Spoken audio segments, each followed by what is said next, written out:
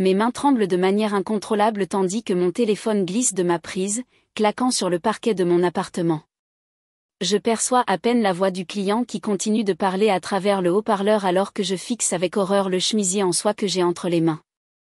Une profonde tache bordeaux s'étale sur le tissu crème immaculé, tel du sang suintant à travers des bandages. Nora? Tu es toujours là? Nous devons confirmer les détails du stylisme pour le shooting d'aujourd'hui. La petite voix de mon téléphone tombé semble lointaine, sans importance par rapport à la catastrophe qui se trouve entre mes mains. Je m'effondre sur mes genoux, ne faisant pas confiance à mes jambes pour me soutenir. Ce chemisier était la pièce maîtresse de la tenue méticuleusement composée pour la campagne de l'influenceuse Madeleine Chen, un shooting d'une valeur de plusieurs milliers de dollars en réservation future potentielle. L'ensemble complet était suspendu dans mon placard la nuit dernière, protégé dans des housses, parfaitement défroissé et prêt pour aujourd'hui. Jusqu'à ce que Vivian l'emprunte. La porte de l'appartement s'ouvre en battant, et ma sœur entre avec aisance, jetant son sac de créateur sur mon canapé. Ses yeux parcourent le chemisier taché entre mes mains, puis se détournent, avec dédain. Ce n'est qu'une petite tache. Tu ne peux pas la réparer? Vivian hausse les épaules, se dirigeant directement vers mon réfrigérateur comme si elle n'avait pas juste fait couler ma carrière. La réalisation me frappe comme un coup physique. Ce n'est pas simplement ma petite sœur qui emprunte des vêtements sans demander. C'est du sabotage. Je me souviens du dîner de famille du dimanche dernier avec une clarté douloureuse.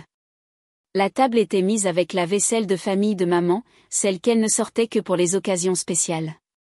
J'avais attendu le dessert pour partager ma nouvelle. J'ai décroché le contrat Madeleine Chen, avais-je annoncé, incapable de contenir mon sourire. C'est la plus grande influenceuse que j'ai jamais stylisée. Si cette campagne se passe bien, cela pourrait m'ouvrir les portes des grandes maisons de couture. Maman avait hoché la tête distraitement tandis que papa coupait une autre tranche de tarte aux pommes. Leurs yeux s'étaient immédiatement tournés vers Vivian, qui avait choisi le moment exact pour raconter ses dernières histoires de fêtes universitaires. Ce président de fraternité me tournait complètement autour, avait gazouillé Vivian, en faisant tournoyer sa fourchette. J'ai besoin de quelque chose de spécial à porter pour sa fête ce week-end. Personne n'avait mentionné à nouveau mon annonce. Maintenant, alors que je serre le chemisier ruiné, le lien devient cristallin. Ce n'est pas juste une tâche, Vivian. Ma voix me semble inconnue, plus stable que je ne le ressens. C'est un chemisier en soie à $300 qui faisait partie d'une session de stylisme soigneusement planifiée qui a lieu dans. Je jette un coup d'œil à ma montre. 3 heures. Le visage de Vivian s'affaisse instantanément. Ses yeux se remplissent de larmes qui semblent se matérialiser sur commande. C'était un accident, sanglote-t-elle. Pourquoi es-tu toujours aussi méchante avec moi? Je voulais juste être jolie pour une fois. Je prends une profonde inspiration, refusant de me laisser dévier par le spectacle familier. D'un mouvement délibéré, je marche jusqu'à mon bureau et sors un dossier, l'ouvrant pour révéler des reçus soigneusement organisés. Ce chemisier, $300. La jupe que tu as aussi empruntée, qui a maintenant un ourlet déchiré, $250. La ceinture avec les marques de frottement, $175. Je pose chaque reçu sur le comptoir entre nous comme des cartes à jouer. Il ne s'agit pas d'être méchante. Il s'agit de mon gagne-pain. Les sanglots de Vivian s'intensifient, précisément calibrés pour être entendus à travers les murs de l'appartement. À point nommé, nos parents font irruption dans la porte sans frapper. Maman se précipite aux côtés de Vivian tandis que papa se tient les bras croisés, me regardant d'un air renfrogné. Que se passe-t-il ici, exige papa, bien que son ton fasse clairement comprendre qu'il a déjà décidé qui est en faute. Nora est horrible, pleure Vivian sur l'épaule de maman. C'était juste un accident. Je lève le chemisier taché, ma pièce à conviction. Elle l'a pris sans permission pour une fête hier soir. J'en ai besoin pour un shooting client aujourd'hui. Maman caresse les cheveux de Vivian. Chérie, je suis sûre que Nora a d'autres vêtements qu'elle peut utiliser. Tu exagères, comme d'habitude. Exagérer? Le mot me semble une gifle. C'est mon travail. Ma réputation professionnelle dépend de ma préparation et de ma fiabilité. Papa soupire lourdement. C'est pour ça que tu ne garderas jamais de clients, Nora. Tu es trop rigide. Ce ne sont que des vêtements. Juste des vêtements. Juste ma carrière. Juste mon avenir. Je regarde leurs 3 visages, les larmes de Vivian séchant déjà maintenant que les renforts sont arrivés, le souci dédaigneux de maman, l'impatience de papa, et je réalise avec une clarté absolue que rien de ce que je dirai n'aura d'importance. À leurs yeux, je serai toujours celle qui est déraisonnable pour attendre un respect élémentaire. La voix du client, toujours venue de mon téléphone par terre, me rappelle soudainement que j'ai des problèmes plus immédiats que l'opinion de ma famille sur moi. J'ai exactement 2h45 pour sauver ce qui reste de ma réputation professionnelle. Après avoir à peine réussi à résoudre les problèmes avec le client, je suis retournée à mon appartement. Après avoir pris une douche, j'ai essayé de me détendre un peu, mais sans succès. Je fixe l'écran de mon téléphone, mon pouce gelé à mi-parcours du défilement. Le rectangle lumineux illumine mon visage dans l'obscurité de mon appartement. Il est 3h du matin, et le sommeil m'a abandonné après la catastrophe d'aujourd'hui avec le chemisier taché et le shooting annulé. Non, murmure-je, le mot s'échappant comme de l'air d'un pneu crevé. Là, sur Instagram, il y a Vivian, drapée sur le canapé d'une fraternité dans ma combinaison émeraude, celle que j'avais choisie pour la campagne d'athléisure de la semaine prochaine. Des gobelets rouges parsèment l'arrière-plan. Sa légende dit « Ambiance du vendredi soir », stylisée par ma sœur. Je fais défiler vers le bas. Un autre post du week-end dernier, Vivian dans un bar sur le toit portant mon chemisier vintage Gucci, associé à un short coupé qui sape complètement l'élégance de la pièce. Même hashtag. Et un autre d'il y a 3 semaines. Et un autre. Mon estomac se tord alors que je tape sur son profil et que je vois des dizaines de posts similaires, remontant à des mois. Chacun présentant mes articles professionnels soigneusement sélectionnés, chacun tagué comme si je l'avais délibérément stylisé pour des tournois de beer pong et des mixés de fraternité. Mon téléphone vibre avec une notification de mail cette nuit-là. La ligne d'objet me frappe la poitrine. Annulation de campagne. Demande de remboursement. La créatrice dont j'étais censée styliser la ligne d'athléisure la semaine prochaine a vu les posts de Vivian. Elle demande un remboursement partiel et m'informe qu'elle travaillera avec un styliste plus professionnel dont l'esthétique de marque s'aligne sur notre positionnement premium. Ça n'arrive pas, marmonne-je, mais la preuve brille accusatrice depuis mon écran. Le lendemain matin, je conduis jusqu'au cottage de style Tudor de ma grand-mère, Eleanor, à Pasadena. Le seul endroit où je peux encore penser clairement. Le seul membre de la famille qui pourrait réellement écouter. Entre. Ma chérie, dit Eleanor. Sa voix est douce mais ferme. À 82 ans, elle se déplace lentement, mais ses yeux ne manquent rien. Je m'affaisse dans le fauteuil fleuri à côté de son endroit préféré sur le canapé, où le soleil réchauffe le rembourrage décoloré. La maison sent la cire à meubles au citron et le café frais. Dis-moi, dit-elle simplement. J'ai à peine fini d'expliquer quand la porte d'entrée s'ouvre sans être frappée. Ma mère entre en coup de vent, suivie de mon père et de Vivian. Ah, vous voilà, dit maman, comme si j'étais un sac à main égaré qu'elle cherchait. Nous appelons toute la matinée. Il reste debout pendant que je m'assois à côté d'Eleanor. La main de ma grand-mère trouve la mienne, sa peau fine comme du papier est fraîche contre ma paume. Nora est contrariée par des vêtements, explique papa à Eleanor, son ton suggérant qu'il humilie un enfant déraisonnable. Nous sommes venus régler ça. J'ai découvert que Vivian prend mes vêtements professionnels depuis des mois, dis-je, ma voix plus stable que je ne le ressens. Elle les publie sur Instagram, taguée comme si je l'avais stylisée pour des fêtes. Oh, s'il te plaît, Vivian lève les yeux au ciel, tu devrais me remercier pour l'exposition. Exposition ? Le mot gratte ma gorge. Ma cliente a annulé sa campagne hier soir parce que leur ligne d'athléisure de luxe a été photographiée lors d'une compétition de beer pong. Maman soupire. Nora, tu as toujours été si possessive. Les sœurs partagent des vêtements. Ce ne sont pas des vêtements, ce sont des inventaires commerciaux. Je lève mon téléphone, affichant l'email d'annulation. C'est ma carrière. Eh bien, papa se déplace, regardant partout sauf moi. Peut-être si tu avais verrouillé ta chambre. J'ai verrouillé ma chambre, j'interromps. Comment est-elle entrée? Un moment de silence inconfortable s'installe. Je lui ai peut-être donné la clé de rechange, admet finalement papa. Juste pour les urgences. La trahison me frappe comme un coup physique. Tu lui as donné une clé de ma chambre? Sans me le dire? Tu es toujours tellement dramatique, dit Vivian d'un geste dédaigneux. Ce n'est pas comme si j'avais volé quelque chose. Je les ai toujours rendus. Rénovés endommagés, je la corrige. Tachés, déchirés, détendus. Les lèvres de maman se serrent. Eh bien, je savais qu'elle empruntait des choses de temps en temps, mais je pensais que tu étais au courant. La cascade de trahison me laisse sans voix. Pas seulement Vivian, mais aussi mes parents. Tous, complotant contre ma simple demande de respect. Tu sais ce que ça signifie, n'est-ce pas? Je regarde chacun de leurs visages. Je ne peux faire confiance à aucun d'entre vous. Pas avec mes biens, pas avec ma carrière, pas avec quoi que ce soit qui compte pour moi. Maintenant, tu deviens ridicule, dit maman. Mon téléphone vibre à nouveau. Un autre email. Un autre client, exprimant des préoccupations concernant le contenu récent des médias sociaux et reconsidérant notre relation de travail. Je leur montre l'écran. C'est ce que tes emprunts occasionnels ont fait.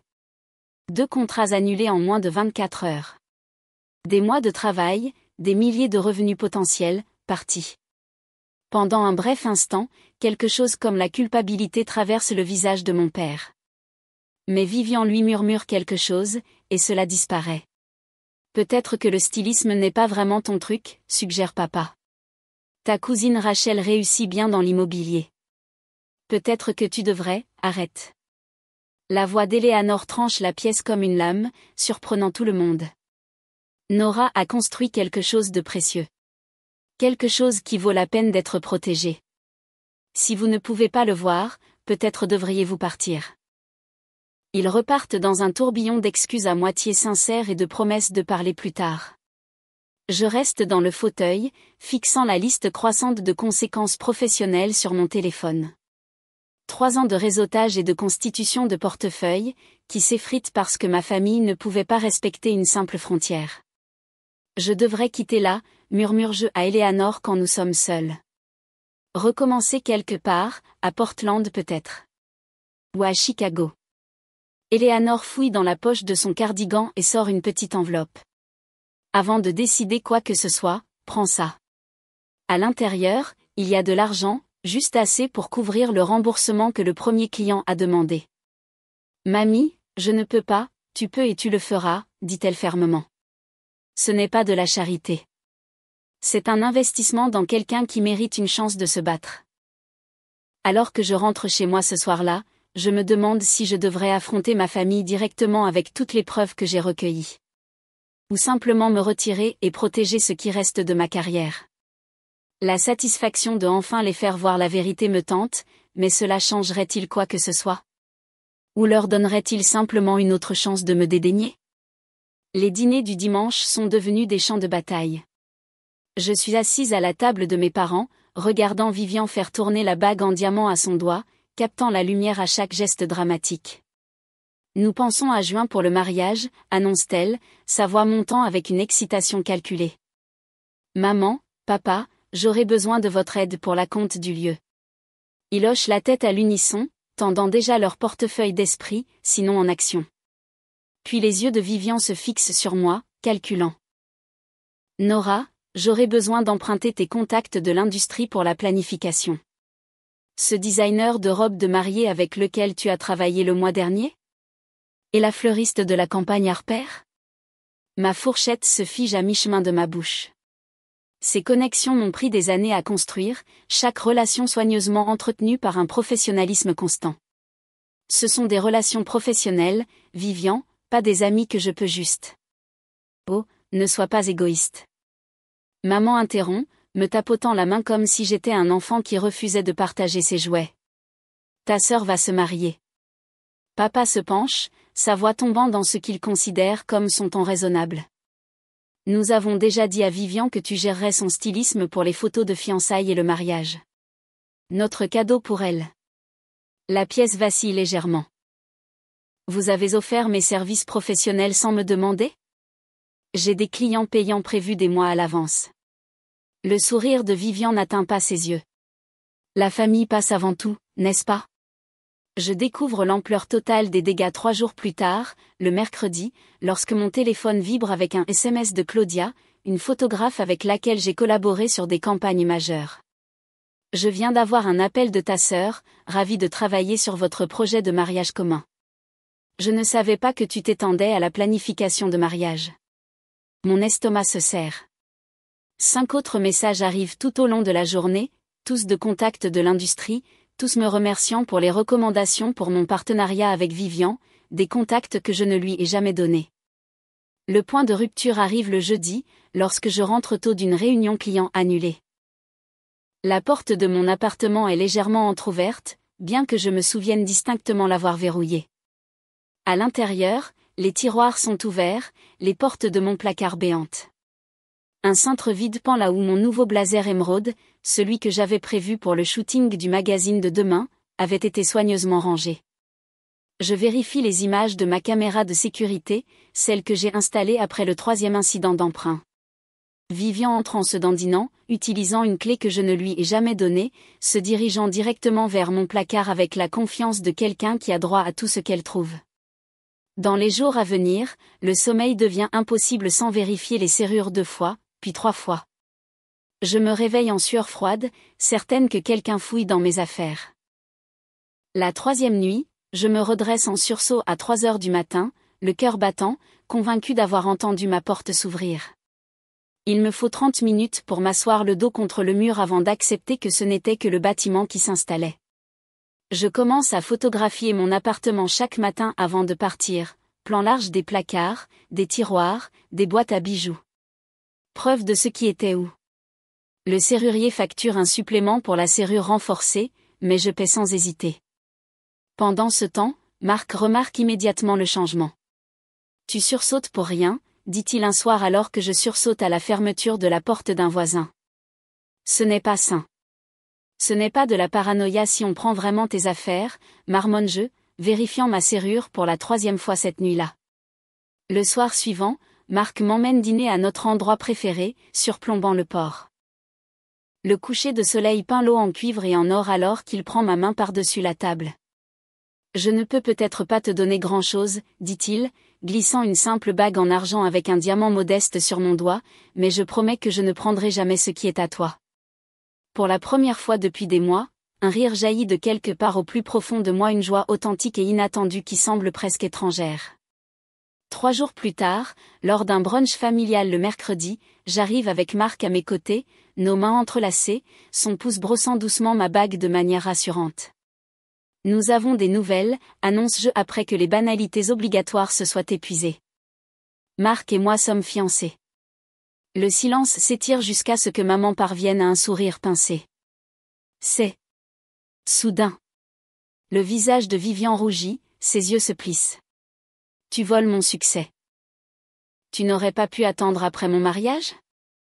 La vieille Nora se serait excusée immédiatement. Aurait proposé de garder le silence. Peut-être même de retirer la bague en présence de Vivian.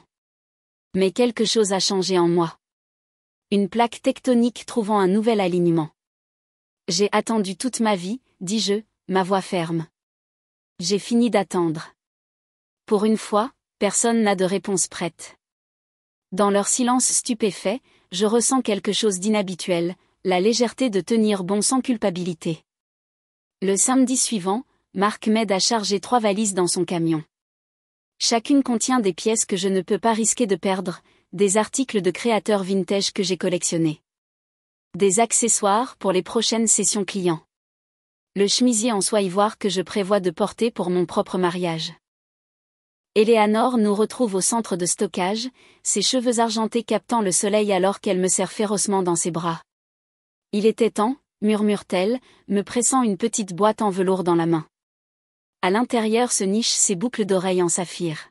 « Pour le jour de ton mariage, pas pour le partager. » Marc programme le code de sécurité pendant qu'Eleanor m'aide à disposer mes trésors.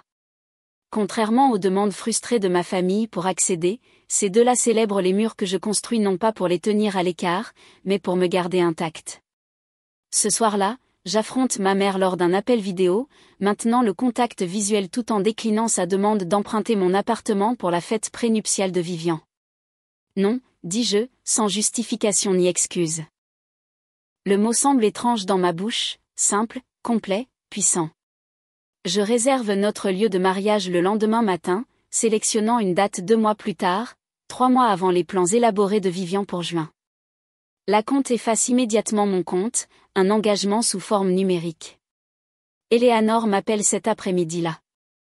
Je voudrais que tu aies le collier de perles de ma grand-mère pour ton mariage, dit-elle. Il a toujours été destiné à toi.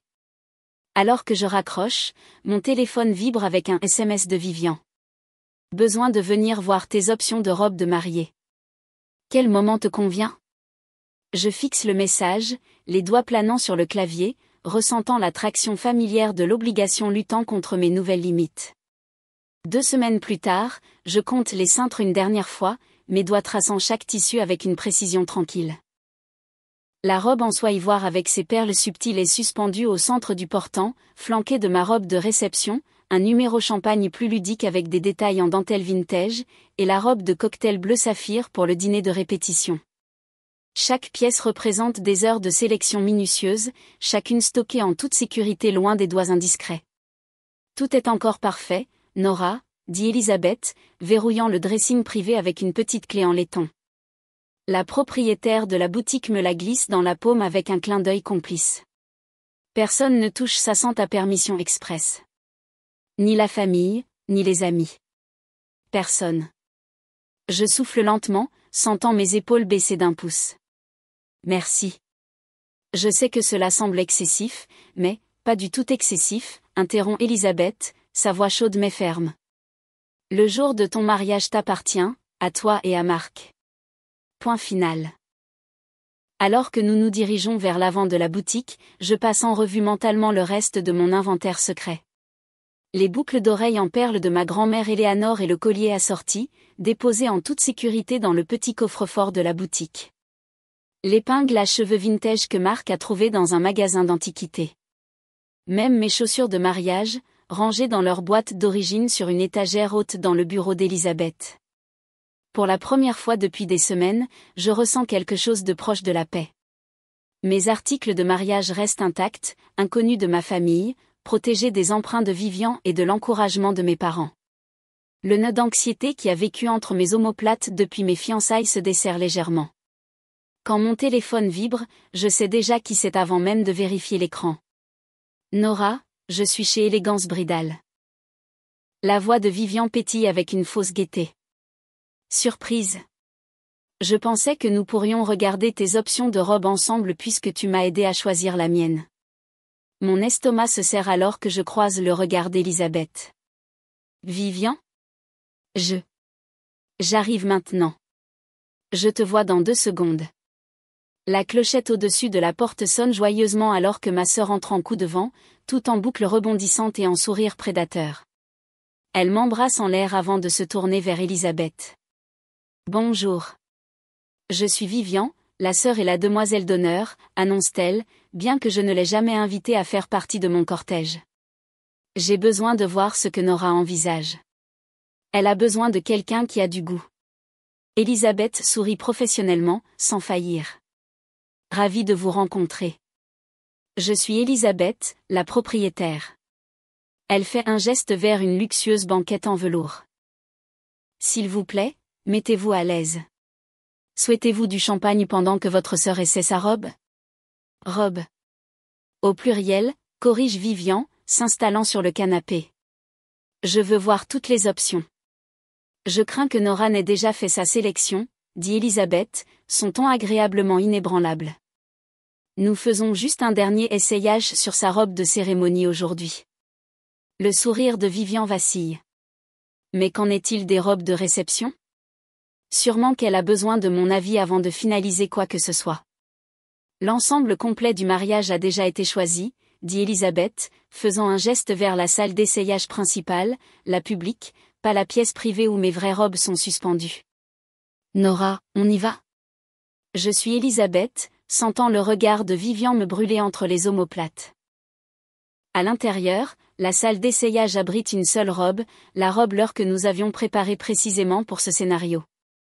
Elle est magnifique mais délibérément différente de ma sélection réelle, manquant les perles délicates dont je suis tombée amoureuse. 20 minutes plus tard, je me tiens sur le piédestal dans le miroir triple, regardant le reflet de Vivian alors qu'elle me fait le tour. C'est bien, dit-elle enfin, la déception évidente dans sa voix. Mais tu ne trouves pas que c'est un peu simple? Peut-être que je pourrais te prêter mes barrettes en cristal. Elles ajouteraient l'étincelle nécessaire. La robe est parfaite telle qu'elle, réponds-je, croisant son regard dans le miroir. Eh bien, et ton look de réception? Quelque chose de plus amusant, non? Elle fait défiler son téléphone, me montrant des photos de mini-robes scintillantes. J'ai trouvé ces options incroyables, nous avons pratiquement la même taille, je pourrais les essayer pour toi. Ce ne sera pas nécessaire, interjette Elisabeth avec douceur. L'ensemble de réception est déjà finalisé et en production. Le visage de Vivian rougit. Production? Donc il n'y a aucun moyen de le changer maintenant? Aucun du tout, confirme-je, réprimant un sourire. Sa voix s'élève brusquement. Tu aurais dû me consulter. Quelle sorte de sœur prend ses décisions seule? Tu sais que la mode n'est pas ton point fort, Nora. Les sourcils d'Elisabeth se lèvent légèrement face à l'insulte envers sa cliente, une styliste professionnelle, mais elle ne dit rien. Mon point fort est en fait de savoir exactement ce que je veux, réponds-je calmement. Et ce que je ne veux pas, le coup de colère de Vivian s'intensifie rapidement. Elle exige de voir d'autres options, insiste pour parler à d'autres membres du personnel, et déclare finalement que la boutique entière est trop chère et décevante. 3 autres futurs mariés regardent avec des yeux écarquillés pendant que ma sœur sort en trombe, claquant la porte assez fort pour faire vibrer le lustre en cristal.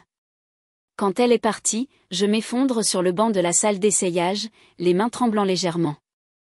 Je devrais appeler et arranger les choses, murmure-je, tendant la main vers mon téléphone.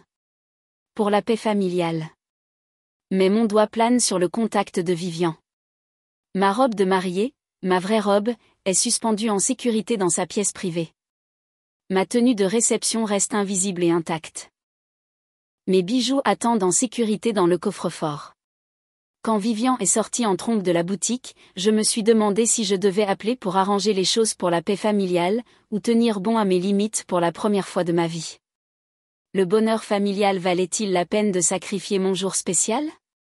Plus tard ce soir-là, Marc m'appelle avec des nouvelles qui rendent ma décision plus facile. Tout est réglé, dit-il, sa voix chaude de fierté. J'ai parlé à l'équipe de sécurité du lieu. Ils ont des instructions claires sur qui peut entrer dans quelle zone et quand. Pas de visite non autorisée dans la suite nuptiale, aucune exception pour la famille qui veut juste aider. Je me blottis plus profondément dans mon canapé, ressentant quelque chose d'inhabituel fleurir dans ma poitrine. Protection. Sécurité. Ma grand-mère a aussi appelé, après que j'ai fini tout ça, lui dis-je. Elle apporte les albums photos de famille au dîner de répétition. Ceux qui montrent toutes les fêtes d'anniversaire où Vivian a soufflé tes bougies. Je hoche la tête, bien qu'il ne puisse pas me voir. Et toutes les photos de remise de diplôme où je suis à l'arrière-plan tandis que Vivian est au premier plan. Elle dit qu'il est temps que tout le monde voie le schéma. Le sentiment inconnu s'étend. Pour la première fois de ma vie, quelqu'un se bat pour moi au lieu de me demander de me retirer. Mon téléphone émet un bip avec un message de ma mère. Au lieu de ses habituelles exigences, elle me demande si je voudrais prendre un café la semaine prochaine pour en savoir plus sur tes préparatifs de mariage. Aucune mention de la crise de Vivian à la boutique. Aucune critique de mes choix. 1 heure plus tard, un petit paquet arrive, une carte de félicitations avec la signature en boucle de Vivian et une paire de boucles d'oreilles à l'intérieur. Ce sont des créoles épaisses en or, rien à voir avec mon style habituel, et elles écraseraient complètement ma robe de mariée. Mais c'est le premier cadeau qu'elle a jamais fait qui n'était pas vraiment pour elle-même. Je note le dîner de famille, le dîner de pré-mariage dans mon calendrier, le test final. Mais pour une fois, je ne le redoute pas. Quoi qu'il arrive, mes vêtements de mariage restent en sécurité, mes plans sécurisés. Pour la première fois de ma vie, j'ai protégé ce qui compte pour moi. J'espère juste pouvoir protéger mon cœur aussi efficacement. Lorsque le dîner de pré-mariage arrive, je lisse la nappe à la salle à manger d'Eleanor, disposant les verres d'eau en cristal juste comme il faut. Le dîner de pré-mariage ressemble au champ de bataille final. Un où j'ai déjà planté mes défenses. Marc me serre la main sous la table pendant que mes parents et Vivian arrivent 15 minutes en retard. Désolé, le trafic était terrible, dit maman, m'embrassant la joue. Ses yeux parcourent les tables, s'attardant sur la petite boîte en velours près de mon endroit. Vivian arrive en coup de vent, me serrant dans ses bras avec l'enthousiasme d'une politicienne lors d'une collecte de fonds. Voilà ma sœur, la mariée. Son regard se fixe sur la boîte à bijoux. Qu'est-ce que c'est ? Des bijoux de mariage. Je garde ma voix légère, décontractée. Eleanor m'a donné ses boucles d'oreilles en saphir comme mon quelque chose de bleu. Je peux voir ? Sans attendre la permission, Vivian ouvre la boîte et sort les délicates boucles d'oreilles qui captent la lumière dans des éclairs de bleu profond. Elles iraient à merveille avec ma robe de demoiselle d'honneur. Mon estomac se serre, mais j'ai préparé ce moment. Elles sont assez spéciales. Essaie-les, Vivian, encourage papa avec un sourire fier.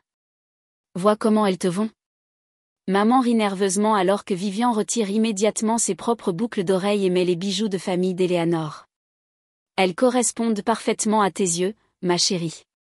Elles me vont mieux qu'à toi, déclare Vivian, se tournant pour examiner son reflet dans le miroir de la salle à manger. Tu ne trouves pas, maman ? Eh bien, elles sont ravissantes avec ton teint, convient maman. Les doigts d'Eleanor se serrent autour de son verre d'eau, les jointures blanchissant. Je croise son regard et lui fais un léger signe de tête. Nous avons répété ça.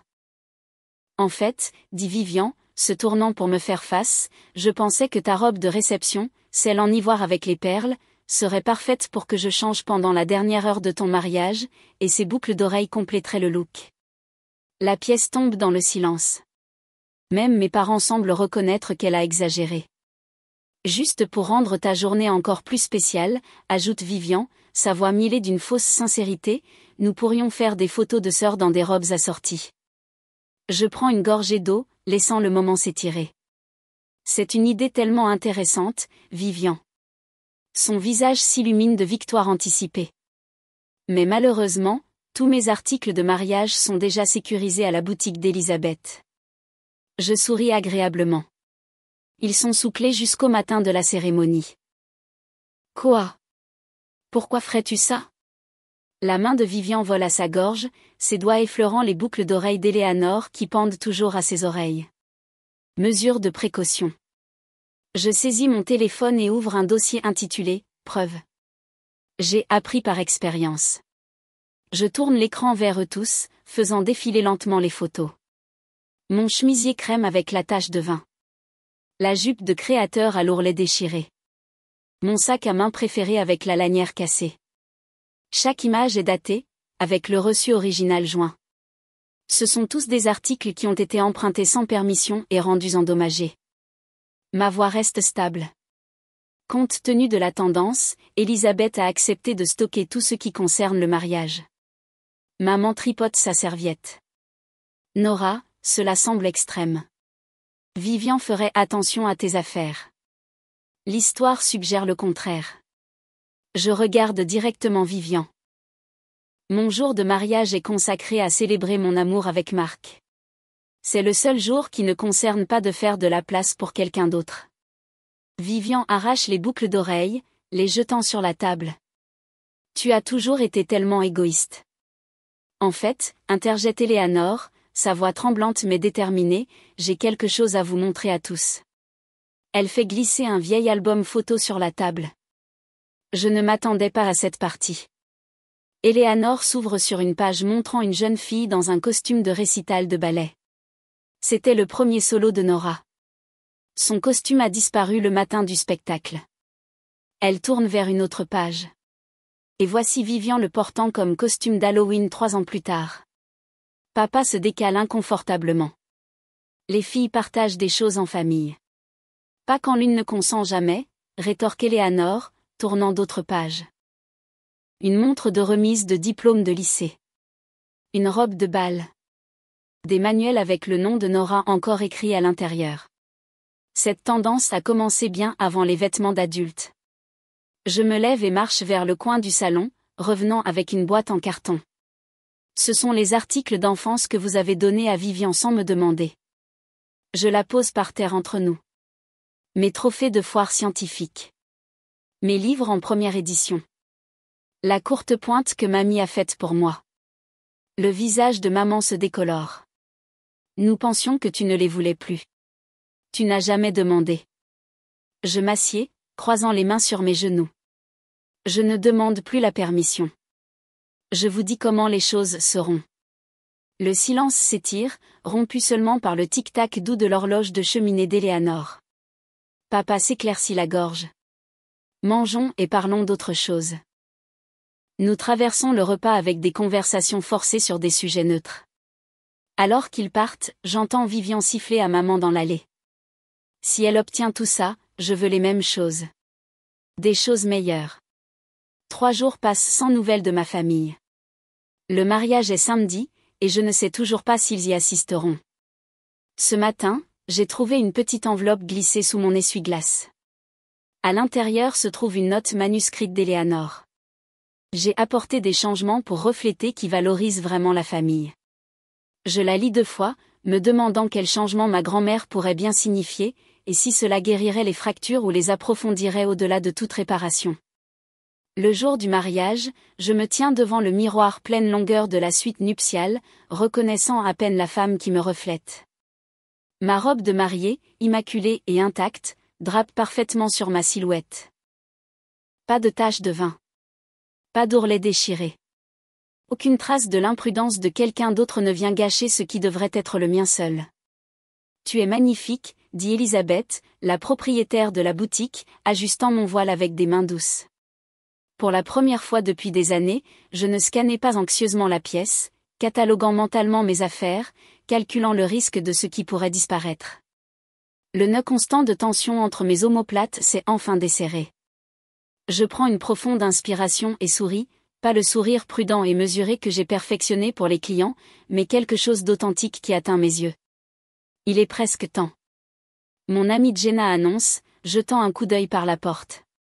Marc a l'air d'être sur le point de s'évanouir de bonheur. En descendant l'allée, je me sens légère. Le petit groupe d'invités se lève tandis que la musique monte. Pas de Vivian. Pas de parents. Leur absence crée de l'espace plutôt que du vide. Au lieu de cela, l'église accueille des gens qui ont prouvé leur amour par le respect. Des collègues qui valorisent mon travail. Des amis qui demandent avant d'emprunter. Et Éléanore, resplendissante dans sa robe bleu vintage, rayonnante depuis le premier rang. Les yeux de Marc brillent de larmes alors qu'il prend mes mains. Son murmure, « Tu es belle », ne concerne pas la robe ou les cheveux soigneusement coiffés. Il s'agit de me voir pleinement présente, sans garde, enfin à l'aise dans ma peau. À la réception, Éléanore m'aide à changer pour ma deuxième robe. Un design plus simple, parfait pour danser. Le tissu bruisse alors qu'il s'installe autour de moi, se sentant à la fois comme une armure et une liberté. Ta cousine Rachel demandait si elle pouvait emprunter cette robe pour son dîner d'anniversaire le mois prochain, mentionne Éléanore, lissant la soie. Il y a 6 mois, j'aurais hésité. Offert des explications. Me serais senti coupable de refuser. Aujourd'hui, je dis simplement, non. Le mot plane dans l'air, complet sans justification ni excuse. Éléanore sourit, la fierté rayonnant de son visage buriné. Bonne fille. La réception se déroule dans un tourbillon de célébrations authentiques. Notre petit rassemblement semble abondant plutôt que manquant. Marc me conduit dans notre première danse. Ses pas sont sûrs et stables, comme toujours. Plus tard, il lève son verre pour un toast, sa voix portant à travers l'espace intime. À ma magnifique épouse. Merci de me montrer ce que signifie un véritable partenariat, où nous brillons chacun plus fort, pas moins, ensemble. 3 mois plus tard, je déverrouille la porte de notre nouvelle maison, à 2 états de l'influence de mes parents. Le camion de déménagement n'arrivera que demain. Mais je porte un objet précieux dans mes bras. Une photographie encadrée de moi dans ma robe de réception. Radieuse d'une confiance nouvelle. Marc l'accroche soigneusement dans notre salon vide. Je passe mes doigts sur la simple étiquette en bas du cadre. Pas pour emprunter. Eleanor arrive la semaine suivante, ayant vendu sa maison pour se rapprocher de nous. Mon entreprise de stylisme a déjà décroché 3 nouveaux clients dans cette ville où personne ne remet en question mes références ni ne me compare à ma sœur. Alors que je range notre maison grandissante, triant ce que nous avons choisi d'apporter dans ce nouveau chapitre, une question me vient à l'esprit. Peut-être que la vraie famille n'est pas quelque chose dans laquelle on est né, mais quelque chose que l'on construit délibérément, avec intention et soin. Devrais-je continuer à essayer de guérir des relations qui me blessent constamment, ou me concentrer sur la culture de celles qui m'aident à grandir? Que choisirais-tu? La famille qu'on t'a donnée, ou la famille que tu crées? La réponse plane dans notre couloir, capturée dans cette simple photographie encadrée. Un rappel que parfois le choix le plus courageux est de préserver ce qui est précieux en disant non à ceux qui ne peuvent pas respecter sa valeur.